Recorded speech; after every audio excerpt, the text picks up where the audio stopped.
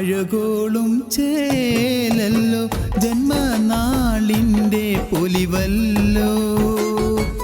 മുഹമ്മദ് സഹ്നൂൻ മോനെ ആനന്ദമേറും നാളല്ലോ ഉപ്പയാം സുബൈറും ഉമ്മയാം മൂബിനെയും പൂമുത്തിന് ജന്മദിന സന്തോഷങ്ങളും നേരുന്നു അഴകോളും ചേലല്ലോ ജന്മനാളിൻ്റെ പൊലിവല്ലോ മുഹമ്മദ് സഹ്നൂൻ മോന് ആനന്ദമേറും നാളല്ലോ